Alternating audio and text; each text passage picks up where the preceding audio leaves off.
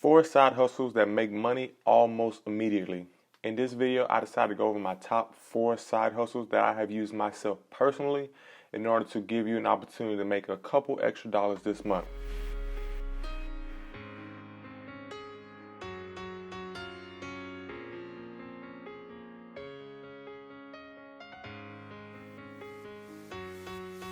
Hello, I'm Anthony McLemore and welcome to the Centennial Investor. As a college student, I was always at a limbo for trying to find ways to make more money. I had researched a million side hustle ideas, but I couldn't find one that would make me money immediately. The biggest challenge was trying to find side hustles that didn't take a lot of time to start up front, but also actually made money. So after going through numerous side hustles, I decided to make a video over my top 4 that actually made me money. While the side hustles that I mentioned in this video aren't my all-time favorite by any means, these are just some that I used that actually made me money in the month that I started them. So you won't see me discussing things like starting a blog, creating an online course, or certain affiliate marketing because those things don't make money in the month that you start them. Yes, I believe that some of those options are better in the long run, but if you need money this month, then I would go with some of the options that I talk about in this video. So if you like this kind of content, support your boy, hit that subscribe button, hit that like button for the YouTube algorithm, and support your boy, help me grow this channel. Getting right into it, let's go to side hustle number 1. Side hustle number 1 is Turk. Turk, or otherwise known as Amazon Mechanical Turk, is a task-based platform that allows you to do small tasks for a small compensation in return. These tasks could be taking surveys, transcribing bits of audio, translation, and pretty much anything in between. The tasks are designed to do what robots can't do, so they require human intervention, which is why the tasks are a little bit meaningless, but you still get paid to do so. Pretty much anytime you log into Turk, there'll be thousands upon thousands of tasks for you to choose to complete, and the typical compensation per task is about 25 cents to $1. Since I started using Turk personally, I made over $700. Now this isn't a ton of money because it's over the last 3 years. However, in the months that I really needed the money, I could make anywhere between $75 to $100 per month. Over the years, I've seen Turk get a lot of bad publicity for the small amount of money that you get for the time it is required. I would have to disagree with most of these critics. Turk, while you won't get rich with this side hustle strategy, is best used when you have idle time. If you have hours upon hours that you can spend trying to make money, then I would recommend using a different strategy altogether.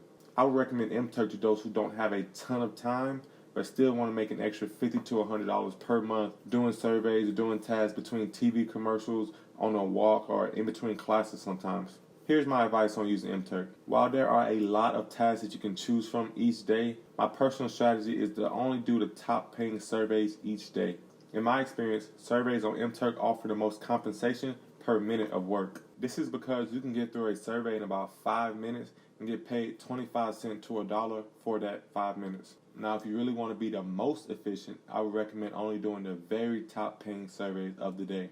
When I was doing Turk consistently, I would log on in the morning about 9 a.m. to 10 a.m. and only do the surveys that paid above 75 cents. I found out that at this point, my time was being the most appreciated, and anything below this threshold, I would be better off spending my time doing something else. That is not to say you won't make money doing surveys that pay less than 75 cents, but it just takes more time to get paid less money.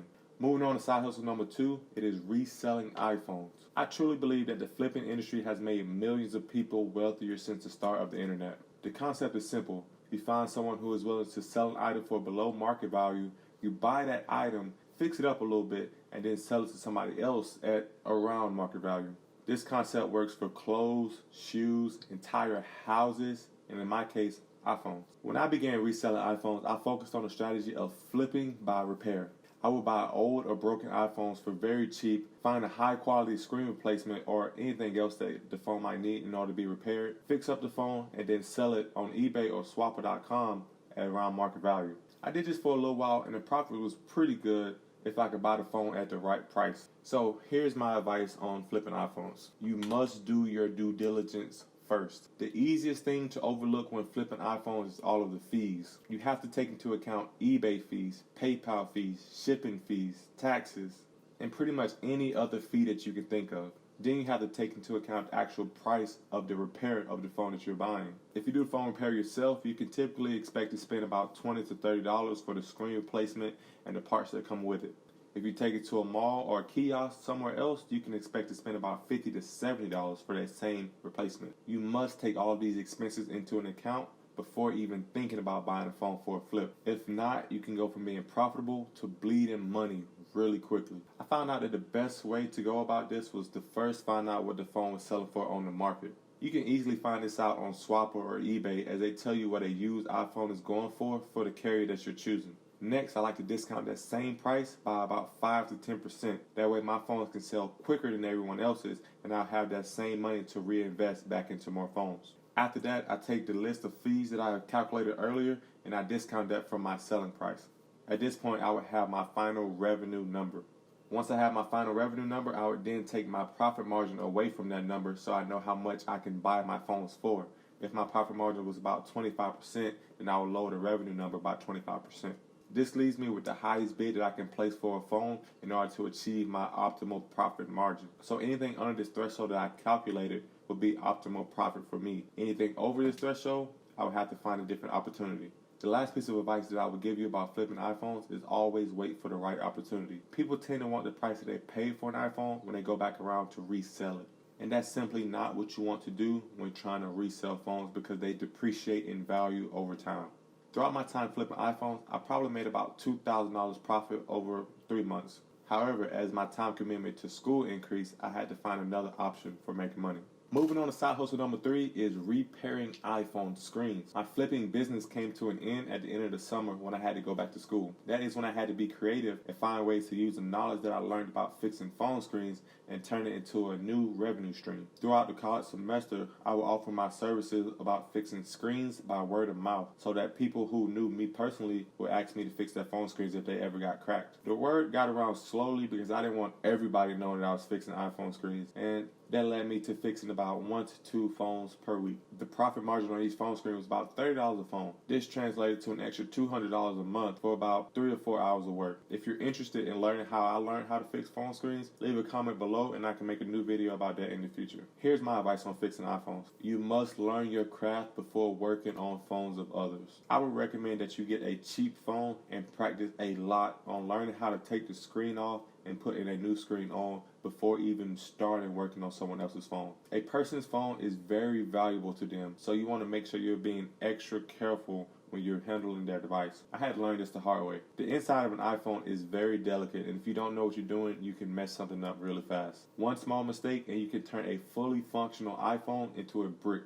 So what would I do? I suggest that you look up videos on YouTube and learn exactly how to fix an iPhone screen, how to take a screen off, and how to put a new screen back on. The process is actually a lot easier than you may think. The inside of an iPhone is built kind of like Legos, and once you align the cords correctly, they snap together pretty easily. After a while of making a pretty good bit of money, I began to move forward from this iPhone fixing business and into a new business that more aligned with my passion for investing and finance. But if you're looking for a side hustle that can make money immediately in 1 to 2 weeks, then I would suggest trying this strategy out. How many people do you know that has a cracked iPhone screen right now? This leads me to my last side hustle, which is tutoring. This one may be a little bit more difficult to make money immediately, but it's not impossible to make money fast with this method. There are numerous platforms that you can advertise your tutoring services on. One of my favorites is Fiverr.com. Not sponsored, by the way. However, my personal strategy that I use regarding tutoring was teaching my friends and the friends of those friends college algebra and college literature at the basic level. One of the hardest things for most college students to get through in their first 2 years of college is the core classes required before moving on to their